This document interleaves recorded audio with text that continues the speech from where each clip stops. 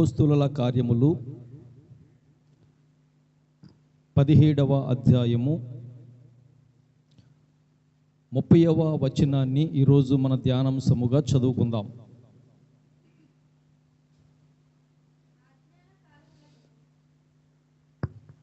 అపోస్తుల కార్యములు 17వ అధ్యాయము 30వ వచనము చదవమ్మా. ఆ అజ్ఞాన కాలములను దేవుడు చూచి చూడనట్టుగా ఉండెను. ఇప్పుడైతే అంతటను అందరును మారు మనస్సు పొందవలెనని మనుష్యులకు ఆజ్ఞాపించుచున్నాడు. దేవుడు తన పరిశుద్ధ వాక్యమును మనందరి వినికిడిలో దీవించునుగాక. ఆమెన్. పరిశుద్ధుడైన మా తండ్రి, ప్రేమ కలిగిన ప్రభువా, మీకు వందనాలు. ఇంతవరకు ఆరాధన అంతటిలో మీరు తోడయుండి మమ్మలను బలపరిచిన విధానాన్ని బట్టి మీకు వందనాలు ప్రభువా. ఈ సమయంలో నీ వాక్యము కొరకు ఎదురు చూస్తున్నటువంటి నీ బిడ్డలను మీరు జ్ఞాపకం చేసుకోనండి. ఎవరికి ఏ మాటలు అవసరమై ఉన్నవో ప్రభువా, ప్రతి ఒక్కరిని ఎరిగిన దేవుడవు, హృదయాంతరంగాలు నీకు తెలుసు గనక మాకు కావలసినటువంటి మాటలు ఈ సమయంలో మీరు మాకు అందించండి ప్రభువా. నిలబడినటువంటి నేను బలహీనుడను, ఎందుకు పనికిరానటువంటి వాడను తండ్రి. నన్ను మీ సిలువ చాటున మరుగుపరుచుకుని నా నోటి నుంచి మీ మాటలు వినిపించి ఆ మాటల ద్వారా మేమందరము మా ఆధ్యాత్మిక జీవితాలను సరిచేసుకోవటానికి తగిన సహాయం దయచేయండి. వాక్యము విత్తబడుచున్నప్పుడు అపవాది అనేక విధాలుగా పాడు చేయటానికి ప్రయత్నం చేస్తాడు ప్రభువా. అపవాదిని, వాడి క్రియలను మీ శక్తి కలిగిన నామములో లయపరచండి. మీ పరిశుద్ధ ఆత్మ సహాయము ద్వారా మా అందరితో మాట్లాడుమని యేసు నామములో అడిగి వేడుకొనుచున్నాము తండ్రి. ఆమెన్. ప్రభునందు ప్రియమైనటువంటి దేవుని బిడ్డలారా, చదవబడిన ఈ లేఖన భాగాన్ని మనం జాగ్రత్తగా ఆలోచన చేసినప్పుడు అపోస్తలుడైన పౌలు గారు వ్రాస్తున్నటువంటి ఈ మాట, ఆ అజ్ఞాన కాలములో దేవుడు చూచి చూడనట్టుగా ఉండెను. ఇప్పుడైతే అంతటను అందరును మారు మనస్సు పొందవలెనని మనుష్యులకు ఆజ్ఞాపించుచున్నాడు. ప్రియులారా, ఈ మాట పౌలు గారు చెప్పుటలో ఉద్దేశం ఏంటంటే, అప్పటి పరిస్థితులు, ఆ ఏదెనుసు పట్టణస్థులు చాలా భయంకరమైనటువంటి పరిస్థితులు కలిగి ఉన్నారు. మనిషి ఏది చేయాలో ఏది చేయకూడదో తెలియనటువంటి పరిస్థితులు కలిగి ఉన్నారు. అంత మాత్రమే కాదు, వారు మేము ఎలాగూ సృష్టించబడ్డామో, ఎలాగూ పోషించబడుతున్నామో ఎరగనటువంటి పరిస్థితులు అప్పటి వారు కలిగి ఉన్నారు. వారిని ఉద్దేశించి పలుకుతున్నటువంటి మాట, వారిని కలగజేసినటువంటి దేవుణ్ణి వారు మరచి వారి ఇష్టానుసారముగా సృష్టిని ఆరాధించువారుగా వారి చేతులతో మరి హత్సకృత్యములైనటువంటి మరి రకరకాలైనటువంటివి చేసుకుని వాటిని ఆరాధించువారుగా వారు ఉన్నారు. ఆ పరిస్థితులను బట్టి వారితో మాట్లాడుతున్నాడు దేవుడు. ఆ అజ్ఞాన కాలములోనైతే చూచి చూడనట్టుగా ఉన్నారు, కానీ ఇప్పుడు అలా ఉండడానికి వీలు లేదు. నిన్ను కలగజేసింది ఎవరు? నిన్ను పోషిస్తున్నది ఎవరు? నిన్ను కాపాడుతున్నది ఎవరు అని నువ్వు గుర్తించాలి. అలా గుర్తించాలంటే నీ పూర్వపు స్థితిని నీవు విడిచిపెట్టాలి అని అక్కడ హెచ్చరిక చేస్తున్నాడు. ఆ ఏజెన్సు పట్టణస్థుల పరిస్థితులు ఎలా ఉన్నాయంటే, వారు చక్కని విగ్రహాలు చేసుకుంటూ, ఎలాగంటే చాలా చూడడానికి అందమైనవిగా, శాస్త్రీయ సంబంధమైనవిగా మరి చేసుకునేవారు, కానీ వాటి వల్ల ఎంత మాత్రము కూడా ప్రయోజనము లేనివిగా అవి కనబడేవి. అటువంటి వారిని ఆరాధిస్తున్నటువంటి ఆ అజ్ఞాన కాలములో ఉన్నటువంటి వారు, అంటే నిన్ను కలగజేసింది ఎవరో, నిన్ను పోషిస్తుంది ఎవరో, నిన్ను బలపరిచింది ఎవరో నువ్వు గుర్తించలేకపోవడము అజ్ఞానమే. జ్ఞానం అంటారా? జ్ఞానము ఎంత మాత్రము కాదు. జ్ఞానము అంటే ఏంటంటే సమస్తాన్ని ఎరిగి ఉండాలి. అయ్యో, నన్ను కలగజేసినటువంటి దేవుడు సర్వశక్తిమంతుడు, సర్వాధికారి, ఆయన ఉన్నవాడు అనువాడు అయినటువంటి దేవుడు. అటువంటి గొప్ప దేవుడు నన్ను కలగజేశాడు. ఆయన నన్ను నిత్యము పోషిస్తూ ఉన్నాడు, నన్ను కాపాడుతూ ఉన్నాడు, ప్రతి విషయములో నాకు తోడుగా ఉంటున్నాడు అని మనము గుర్తెరిగి ఆయనను ఆరాధించువారుగా ఉండడము జ్ఞానము. అలా కాకుండా నిన్నెవరు చేశారో, నిన్నెవరు పోషిస్తున్నారో తెలుసుకోలేనటువంటి పరిస్థితుల్లో ఉండడమే అజ్ఞానము. ఆ అజ్ఞాన కాలములో, అంటే అలా చేసినటువంటి ఆ దినాల్లో దేవుడు చూచి చూడనట్టుగా ఉన్నాడు. కానీ ఇప్పుడైతే అందరూ అంతటా మారు మనస్సు పొందవలెనని మనుషులకు ఆజ్ఞాపించుచున్నాడు. ఎవరు ఆజ్ఞాపిస్తున్నారండి? దేవుడే ఆజ్ఞాపిస్తున్నాడు. మీరు ఒకప్పుడు మీ ఇష్టానుసారంగా జీవించారు, కానీ ఆ అజ్ఞాన కాలములో చూచి చూడనట్టుగా ఉన్నాను, కానీ ఇప్పుడు అందరూ అంతటా మారు మనస్సు పొందాలని దేవుడు ఆజ్ఞాపిస్తూ ఉన్నాడు. ప్రియులారా, చాలామందికి ఈ మాటలు వింటున్నప్పుడు ఏమనిపిస్తుందంటే, మనిషిని దేవుడే కలగజేశాడు కదా. ప్రతి ఒక్కరికి రావచ్చు, దేవుడే కలగజేశాడు కదా, తన రూపములో చేసుకున్నాడు కదా, తన ఊపిరిని ఇచ్చాడు కదా, అటువంటిది ఇంకా మనిషి మారు మనస్సు పొందడం ఎందుకు, అటువంటి స్థితిలో మనిషిని ఎందుకు పుట్టించాలి అనే రకరకాల ఆలోచనలు రావచ్చు. కానీ దేవుని లేఖనం తెలియజేసే మాట ఏంటంటే, ప్రసంగి గ్రంథములో 7వ అధ్యాయము 29వ వచనములో ఒక మాట కనబడుతుంది మనకి. ప్రసంగి గ్రంథము 7వ అధ్యాయము 29వ వచనము.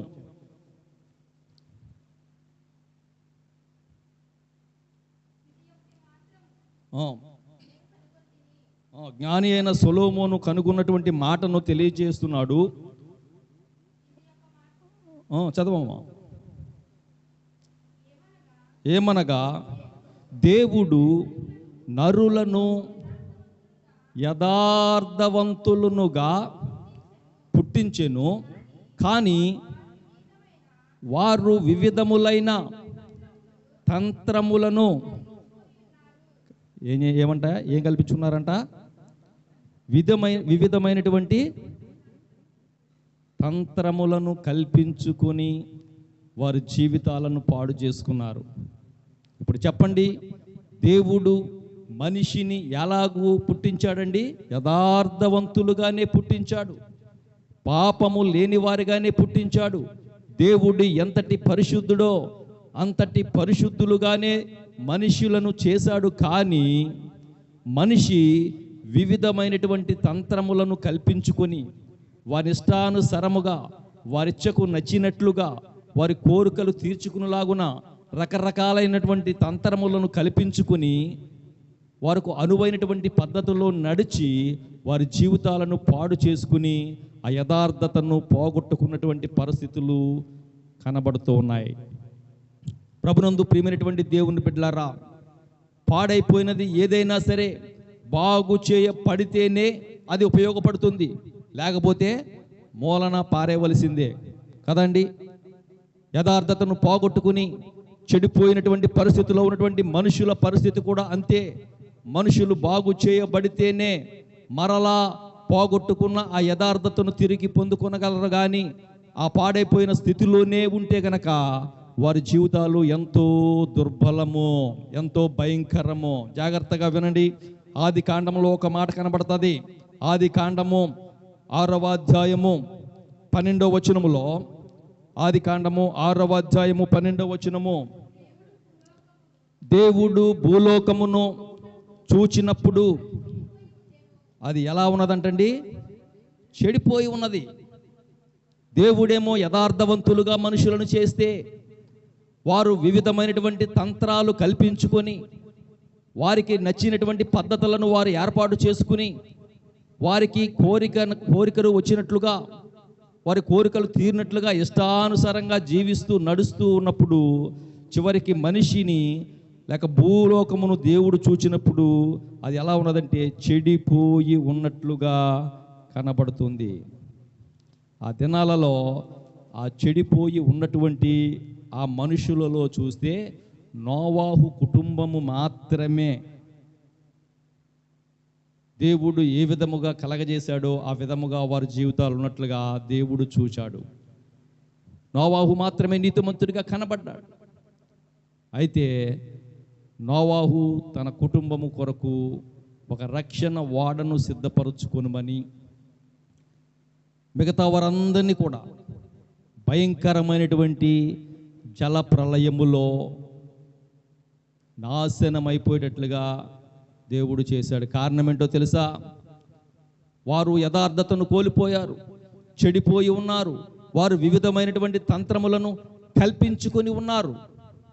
వాక్యం వింటున్న ప్రియ సహోదరి సహోదరులారా, ఈ దినము మన పరిస్థితి ఎలాగున్నది జాగ్రత్తగా ఆలోచన చేసుకోవాలా. ఆ నోవాహు దినాలలో నోవాహు కుటుంబము నీతిమంతులుగా ఉన్నారు గనక రక్షణ అనే ఓడలోనికి వారు వెళ్ళి వారందరూ కూడా కుటుంబం అంతా రక్షించబడడానికి అవకాశం కలిగింది.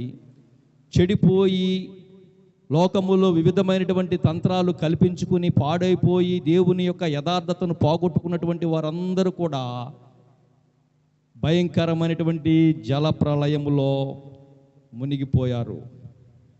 ప్రభునందు ప్రియ దేవుని బిడ్డలారా, అసలు ఆ రకంగా భూలోకం పాడైపోవడం కన్నా కారణం ఏంటంటే మనిషి తెచ్చుకున్నటువంటి పాపం. దేవుడు ఆజ్ఞాపించినటువంటి ఆజ్ఞను అతిక్రమించడం.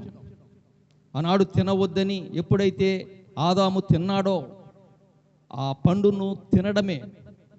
అయితే ఆ పాపము ద్వారా చెడిపోయిన స్థితిలో ఉన్నప్పుడు నోవాహు ఇప్పటి దినాలలో దైవజనులు సేవకులు చెప్తున్న విధంగా ఎంతో చెప్పి ఉంటాడు.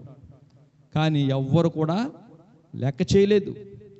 అసలు భూమి మీద వర్షం పడనటువంటి సమయంలో, ఎప్పుడు జలప్రళయం చూడనటువంటి సమయంలో ఈ వర్షం రావడం ఏంటి, ముంచి వేయడం ఏంటి, పిచ్చి మాటలు వెర్రి మాటలని ఎగతాళి చేసి ఉంటారు.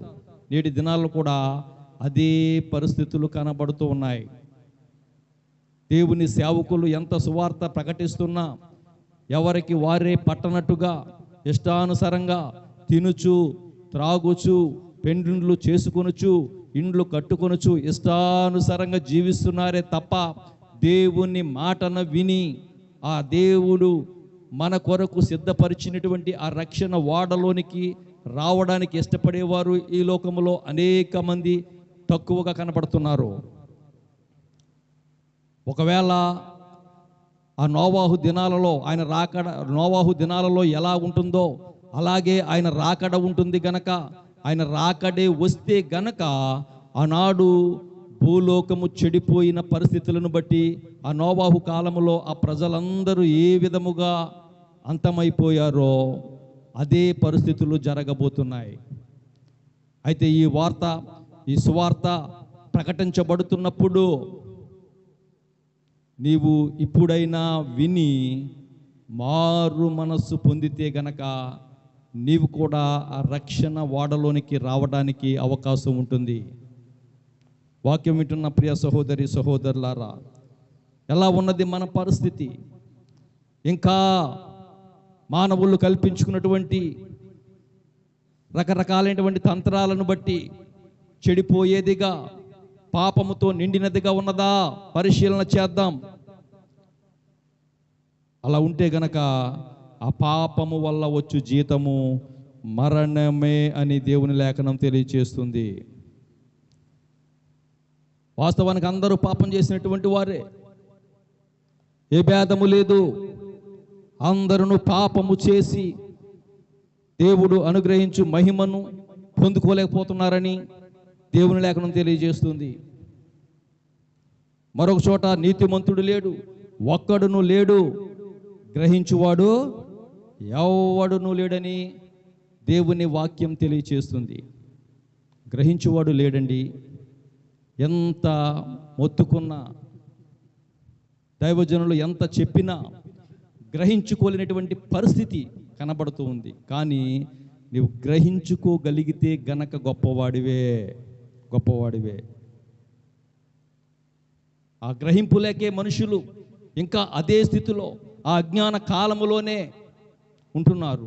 కానీ దేవుడు ఆ అజ్ఞాన కాలములో అయితే చూచి చూడనట్టుగా ఉన్నాడు, కానీ ఇప్పుడు అలా ఊరుకోడు. అందరూ అంతటా మారు మనసు పొందాలి అని కోరుతున్నాడు. దేవుని కోరికను బట్టి, దేవుడిస్తున్నటువంటి ఆజ్ఞను బట్టి నీవు విని ఇప్పుడైనా నీవు మారు మనస్సు పొందితే సరి. లేకపోతే వాక్యం తెలియజేస్తున్న విధంగా ఒకానొక దినాన్న ఆయన రాకడ వస్తుంది. అది ఎలా ఉంటుందంటే, మనం విన్నాము కదా, ఆ నోవాహు దినములలో ఉండునట్లుగా ఉంటుంది. ఈ లోకాన్ని చూసినప్పుడు ఆ నోవాహు దినాలలో ఎలాగూ తినుచు త్రాగుచు పెండ్లిళ్ళు చేసుకొనుచు ఇండ్లు కట్టుకొనుచు ఉన్నారో ఇప్పటి పరిస్థితులు అలాగే ఉన్నాయి. దేవుడు ఆ నోవాహు దినాలలో భూలోకమును చూచినప్పుడు అది ఎలాగూ చెడిపోయి ఉన్నదో అలాగే ఉన్నారు. కానీ ఆ దినాలలో నోవాహు మాట వినకుండా ఆ రక్షణ ఓడలోనికి రాకుండా ఉన్న వారందరూ కూడా ఆ జల ప్రళయంలో అంతమైపోయారు. నోవాహు కుటుంబము మాత్రము తనతో తెచ్చుకున్నటువంటి ఆ పశువులు కానివ్వండి, ఆ జంతువులు కానివ్వండి, ప్రతి ఒక్క జీవి కూడా రక్షించబడింది.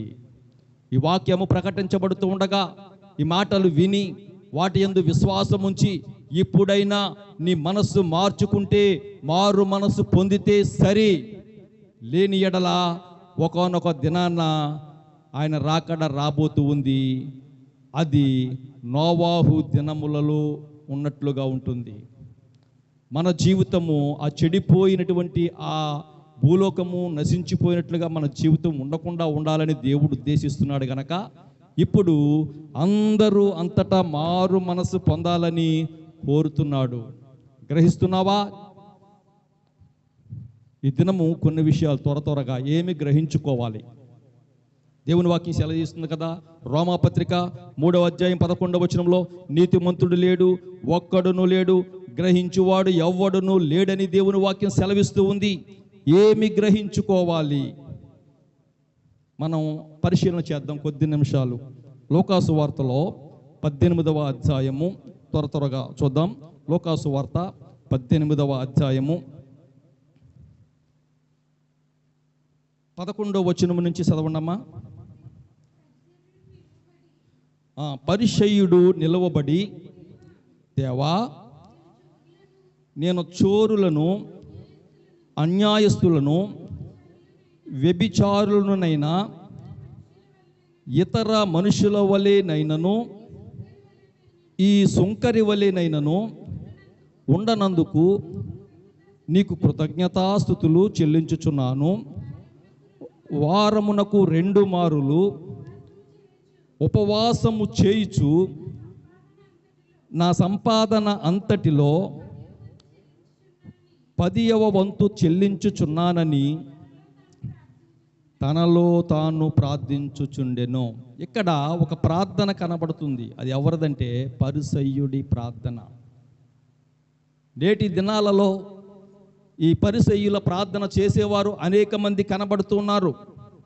తాను చెప్పేది ఏంటంటే, నేను చోరులను, అంటే దొంగని కాదు, అన్యాయస్తుడిని కాదు, వ్యభిచారి వలె అయినా, ఇతర మనుషుల వలె, ఈ సుంకరి వలె అయినా సరే నేను ఉండనందుకు నీకు స్తోత్రాలు. అంటే ఎదుటి వారిని ఎత్తి చూపిస్తున్నాడు, వారి మీద నేనే గొప్ప అని చెప్పుకుంటున్నాడు.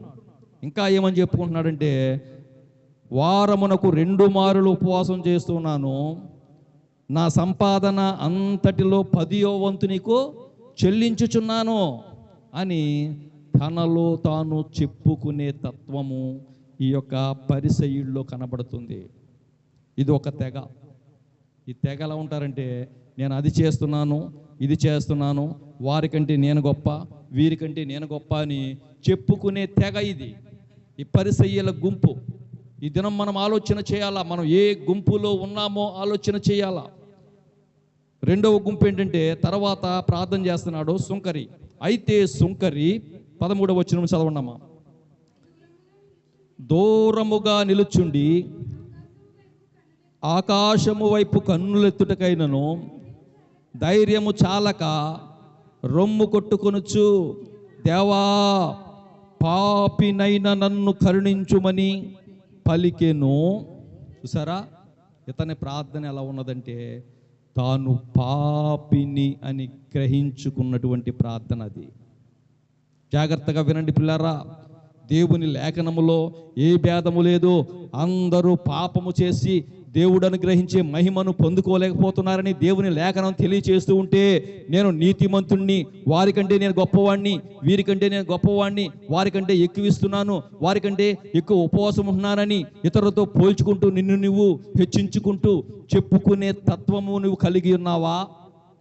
లేకపోతే దేవుని వాక్యము సెలవిస్తున్న విధముగా, ప్రభువా నేను పాపిని తండ్రి అని ఒప్పుకునే తత్వం కలిగి ఉన్నావా?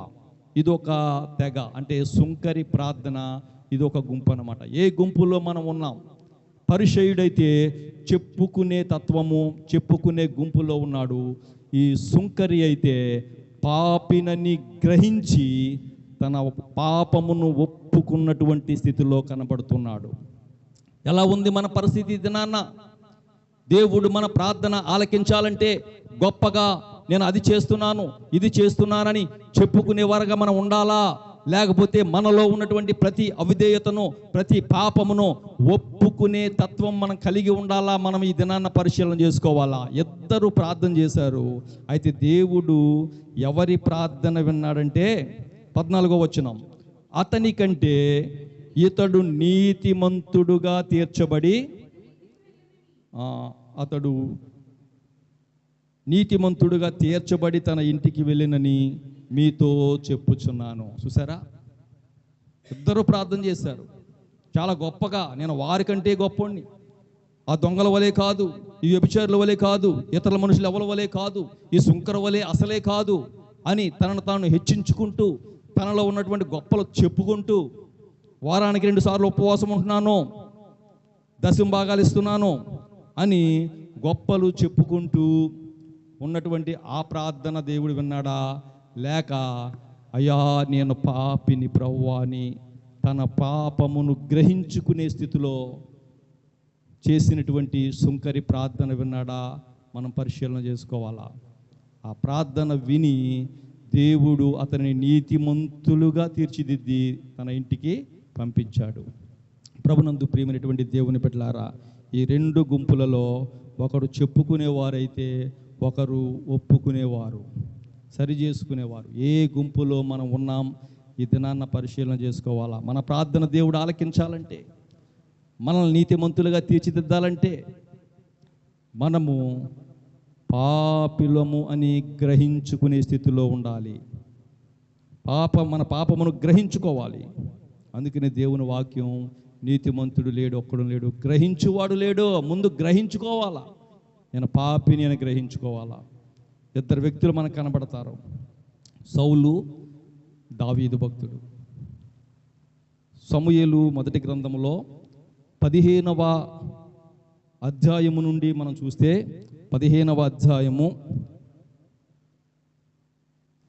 సమూయేలు మొదటి గ్రంథము 15వ అధ్యాయము మొదటి వచనం నుంచి ఒకసారి చదవండమ్మా. ఒకానొక దినమున సమూయేలు సౌలును పిలిచి, యెహోవా ఇశ్రాయేలీయులకు తన జనుల మీద నిన్ను రాజుగా అభిషేకించుటకై నన్ను పంపెను. యెహోవా మాట వినుము. చూసారా, చక్కని మాట ఇది. చాలా ఆధ్యాత్మికమైనటువంటి పాఠాలు దీంట్లో మనకు కనపడతాయి. నిన్ను రాజుగా దేవుడు కోరుకున్నాడు, నిన్ను రాజుగా అభిషేకించమని నన్ను పంపించాడు. అయితే నువ్వు యెహోవా మాట విను అని చెప్పి సైన్యములకు అధిపతియగు యెహోవా సెలవిచ్చినదేమనగా, అమాలేకీయులు ఇశ్రాయేలులకు చేసినది నాకు జ్ఞాపకమే. వారు ఐగుప్తులో నుండి రాగానే అమాలేకీయులు వారికి విరోధులై మార్గమందు వారి మీదికి వచ్చిరి కదా. అంటే అమాలేకీయులు ఇశ్రాయేలు ప్రజలకు లేక ఆత్మీయులైనటువంటి దేవుని బిడ్డలకు శత్రువులు, భయంకరమైనటువంటి శత్రువులు. ఆ దినాన ఇశ్రాయేలు ప్రజలకు అమాలేకీయులు శత్రువులైతే, ఈ దినాన దేవుని ప్రజలు, దేవుని బిడ్డలైనటువంటి వారికి ఎవరు శత్రువులంటే, ఆ అమాలేకీయులు ఎవరంటే మనలను పాడు చేసే శరీర కార్యములే. మొన్నటి వరకు విన్నాం కదండి శరీర కార్యములను గూర్చి. మనిషిని పాడు చేసే, మనిషిని నాశనానికి తీసుకువెళ్ళే ఆ శరీర కార్యాలకు సాదృశ్యంగా ఆ అమాలేకీయులు ఉన్నారు. ప్రియులారా, అయితే ఇక్కడ ఏమని చెప్తాడంటే, ఆ అమాలేకీయులను వారికి కలిగిన దాని అంతటిని బొత్తిగా పాడు చేసి, మొత్తానికి పాడు చేసి వారిని నిర్మూలము చేయమని చెప్పాను. 3వ వచనంలో చివరి భాగంలో కనబడుతుంది ఆ మాట. ఆ అమాలేకీయులు ఏదైతే నా జనాంగాన్ని పాడు చేస్తుందో వారిని, ఆ అమాలేకీయులను బొత్తిగా పాడు చేయండి, కనబడకుండా చేయండి, నిర్మూలము చేయండి. ఎందుకంటే ఏ ఒక్కటి మిగిలి ఉన్నా సరే, జాగ్రత్తగా వినండి, ఏ ఒక్కటి మిగిలి ఉన్నా సరే అది మనిషిని నాశనానికే నడిపిస్తుంది. దేవుడు ఎన్నో ఆజ్ఞలు ఇచ్చాడు, ఇది చేయొద్దు అని బైబిల్ గ్రంథంలో ఎన్నో చెప్పాడు. అయితే అన్ని చేసి ఒక్కటి చేయకపోయినా సరే, ఒక్కటి చేయకపోయినా అదే పరిస్థితి, అదే శిక్ష. కాబట్టి ఆ నాశనము చేయటములో బొత్తిగా నాశనం చేసి, అంటే మొత్తానికి వారిని పాడు చేసి వారిని నిర్మూలము, వారు లేకుండా చేయమని చెప్పాడు. అయితే సౌలు ఏం చేశాడో తెలుసండి? సౌలు ఏం చేశాడు చూద్దాం ఒకసారి. 9వ వచనం చదవండి. 8వ వచనం నుండి, అమాలేకీయుల రాజైన అగాగును ప్రాణముతో పట్టుకొని జనులందరినీ కత్తి చేత నిర్మూలము చేసెను. సౌలును జనులను కూడి అగాగును గొర్రెలలోను ఎడ్లలోను కొవ్విన గొర్రె పిల్లలు మొదలైన వాటిలోను మంచి వాటిని నిర్మూలము చేయకుండా ఉంచుకున్నారు. చూసారా, దేవుడు చెప్పిన మాట ఏంటి?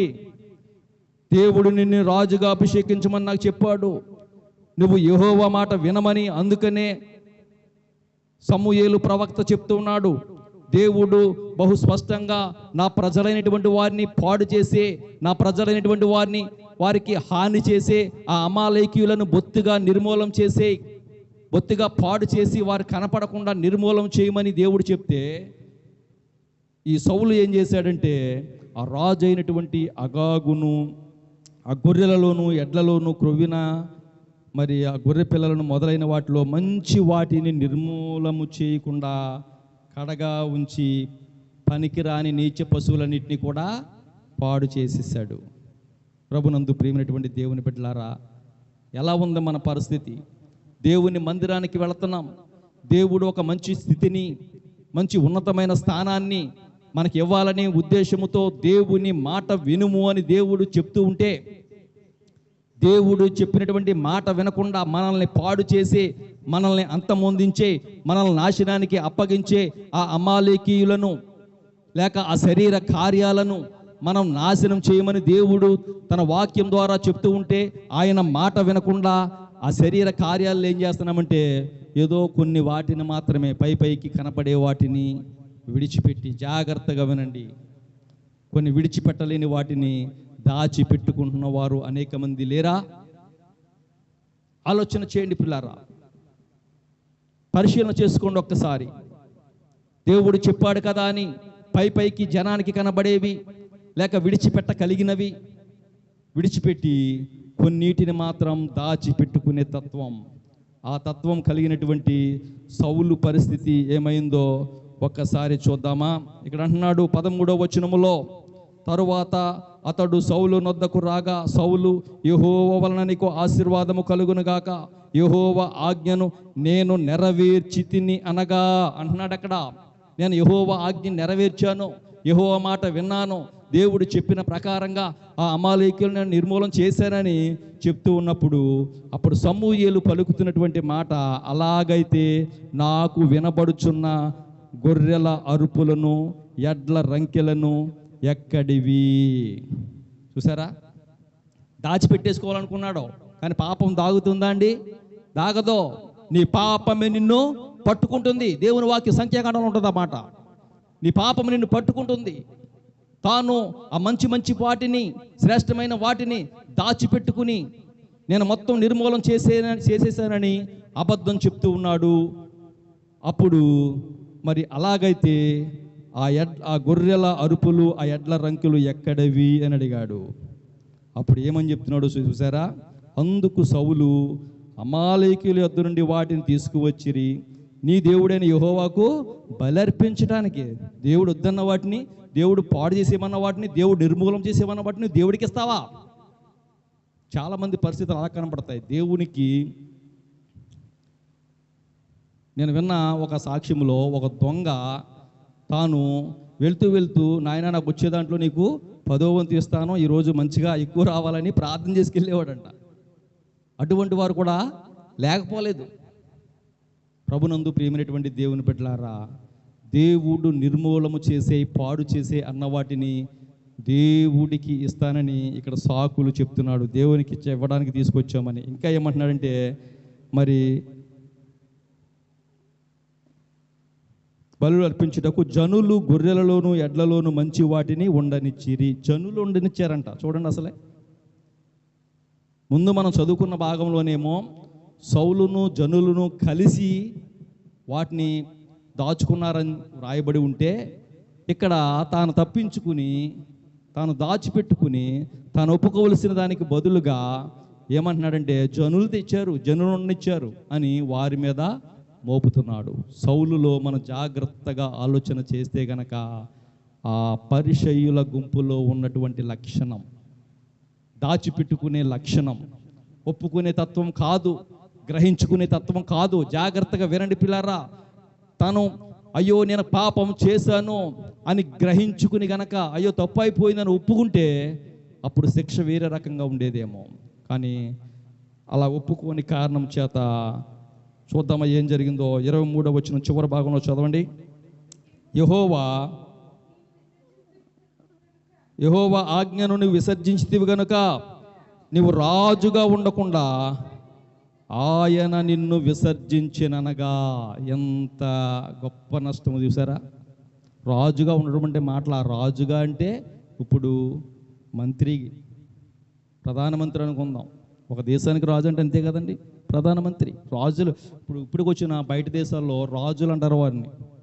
మనం అన్నట్లుగా ప్రధానమంత్రి, ముఖ్యమంత్రి అయి కాదు, రాజులు అంటారు. రాజు వెళ్తారు, పలానా రాజు కుటుంబం వెళ్తున్నారంటారు. అంటే ఒక దేశానికి అధిపతిగా, ఒక దేశాన్ని ఏలేవాడుగా మంచి అధికారం పొందుకున్నటువంటి తాను దేవుని మాట వినకుండా, తర్వాత దేవజనుడు వచ్చి తాను చేసినటువంటి తప్పును చెప్పినప్పుడు దాన్ని ఒప్పుకొనకుండా దాచిపెట్టుకొని లేనిపోయిన సాకులు చెప్పినటువంటి కారణాన్ని బట్టి రాజుగా ఉండకుండా విసర్జించాడు. ఎంత దౌర్భాగ్యం, ఎంత భయంకరమైనటువంటి పరిస్థితి. ఇది ఒక గుంపు. ఎవరంటే పరిసయ్యుల గుంపుకు తగినటువంటి వాడు.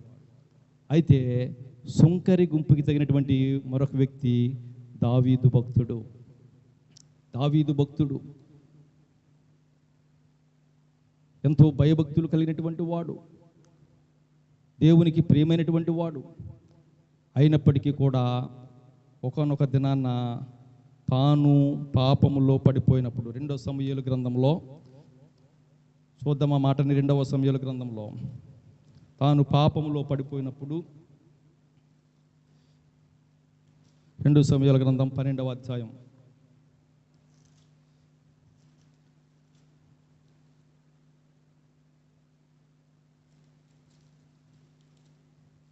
మొదటి వచనం చదవండమ్మా. 12వ అధ్యాయం మొదటి వచనం.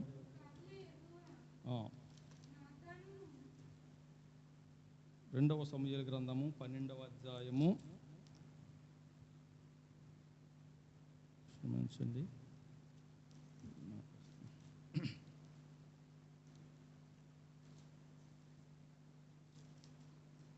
12వ అధ్యాయము 11వ వచనములో, రాజులు వసంతకాలమున రాజులు యుద్ధమునకు బయలుదేరు సమయమున దావీదు యోవాబును అతని వారిని ఇశ్రాయేలు వారందరినీ పంపగా వారు అమ్మోనీయులను సంహరించి రబ్బా పట్టణమును ముట్టడి వేసిరి. అయితే దావీదు యెరూషలేమునందు నిలిచెను. యుద్ధానికి వెళ్ళవలసినటువంటి దావీదు అక్కడ యెరూషలేములో నిలిచిపోయి అనుకోని విధముగా ఆయన మిద్దె మీదకు ఎక్కినప్పుడు, రాజనగర్లో ఆ మిద్దె మీదకి ఎక్కినప్పుడు ఒక స్త్రీని స్నానం చేయుచుండగా చూచి ఆమెను మోహించి ఆమెతో పాపము చేయటం మనందరికీ తెలుసు, మనం అనేక సార్లు విన్నాం. ప్రియులారా, ఆ పాపము విషయమై నాతాను ప్రవక్త వచ్చి సౌలును మరి సమూయేలు ప్రవక్త ఏ విధంగా హెచ్చరించాడో అదే విధముగా ఈ దావీదును హెచ్చరించడం మనం చూద్దామా ఆ మాటలు. 12వ అధ్యాయము 13వ వచనం చదవండమ్మా. 12వ అధ్యాయంలో అంతా చూస్తే తాను వచ్చి ఏ విధంగా హెచ్చరిస్తున్నాడంటే ఒక కథ చెప్తాడు. ఒక కథ ఏంటంటే, 2 మనుషులు ఉన్నారు, ఒకడు ఐశ్వర్యవంతుడు, ఒకడు దరిద్రుడు. ఐశ్వర్యవంతునికి విస్తారమైన గొడ్లు కలిగి ఉన్నాయి. అయితే ఆ దరిద్రునికి ఒక్కటే తాను కొనుక్కున్నటువంటి చిన్న ఆడగొర్రె పిల్ల ఉన్నది.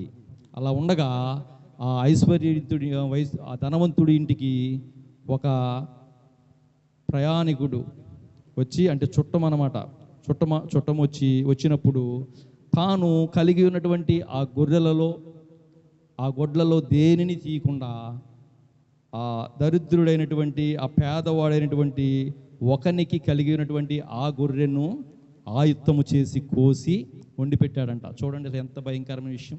ఈ కథ చెప్తున్నాడు ఎవరో, నాతాను ప్రవక్త దావీదు గారికి చెప్తున్నాడు.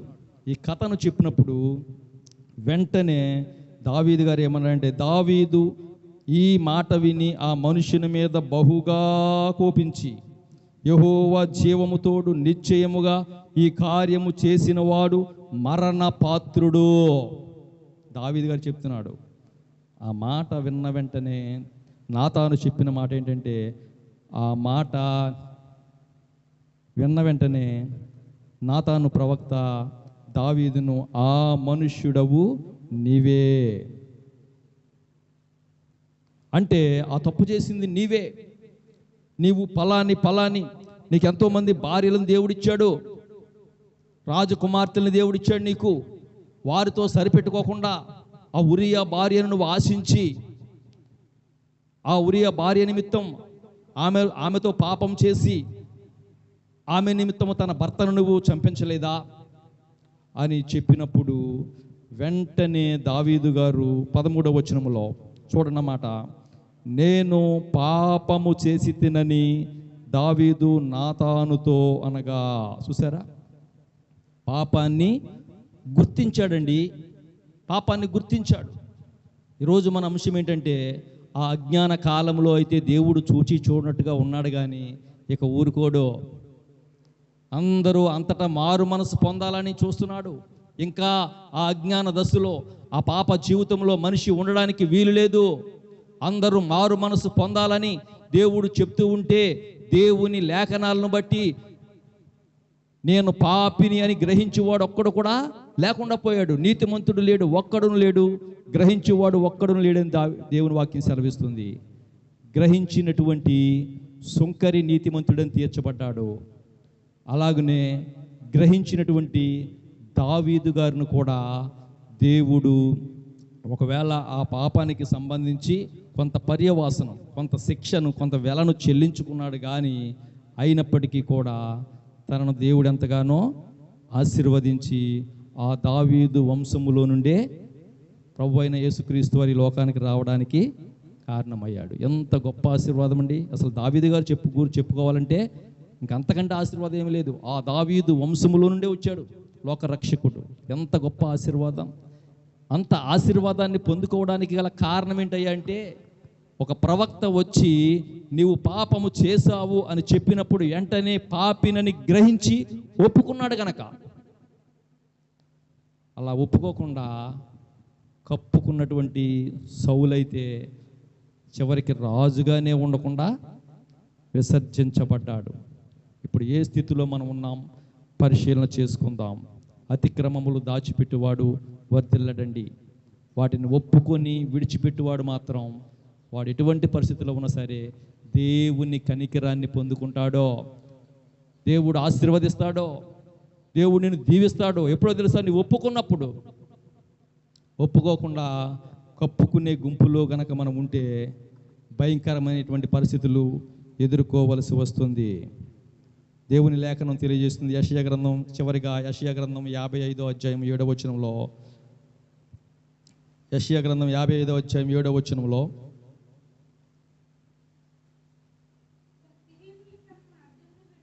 భక్తిహీనులు తమ మార్గము విడవవలెను, దుష్టులు తమ తలంపులను మానవలెను. తాను యెహోవా వైపు తిరిగిన ఎడల ఆయన వారి యందు జాలిపడును. నువ్వెంత భక్తిహీనుడు అయినా, నువ్వు ఎటువంటి స్థితిలో ఉన్నా సరే, నువ్వు దేవుని వైపు తిరిగితే గనక, నువ్వు చేసిన వాటిని ఒప్పుకొని విడిచిపెడితే గనక తప్పకుండా నీ మీద దేవుడు కనికర పడతాడని దేవుని లేఖనం సెలవిస్తుంది. అలా దేవుని కనికరాన్ని పొందుకుంటే గనక నీకు నిజమైనటువంటి మారు మనస్సును, దేవుడు రక్షణను అనుగ్రహించి రక్షణ అనుభవములో నీవు ఉండి, ఆనాడు భూలోకం చెడిపోయిన స్థితిలో ఉన్నప్పుడు కూడా రక్షణ వాడలోనికి వెళ్ళినటువంటి ఆ కుటుంబం ఎలాగూ రక్షించబడ్డదో ఆ స్థితిలో నిన్ను ఉంచడానికి దేవుడు ఇష్టపడుతున్నాడు కనుక దేవుడు లేఖనం ద్వారా తెలియచేస్తున్నాడు, అందరూ అంతటను మారు మనస్సు పొందాలి. ఇప్పుడు మనం ఏ స్థితిలో ఉన్నా దేవుని లేఖనం మనతో మాట్లాడుతున్నప్పుడు మన స్థితిని గ్రహించుకుని, మన పాపములను ఒప్పుకొని దేవుని సన్నిధిలో సరి చేసుకున్నట్లయితే కనుక తప్పకుండా దేవుడు మన ఎడల కనికరించి ఆయన్ను మనకు క్షమించడానికి, ఆయన రక్షణ మనకు అనుగ్రహించడానికి ఆయన సిద్ధంగా ఉన్నాడు. ప్రార్థన చేసుకుందామా? ప్రతి ఒక్కరము కూడా దేవుని సన్నిధిలో ప్రార్థన చేసుకుందాం. అతిక్రమములను దాచిపెట్టువాడు వర్ధిల్లడు, వాటిని ఒప్పుకొని విడిచిపెట్టువాడు కనికరాన్ని పొందుతాడని దేవుని లేఖనం తెలియజేస్తుంది. దాచిపెట్టుకున్నటువంటి సౌలు రాజుగా ఉండకుండా విసర్జించబడ్డాడు.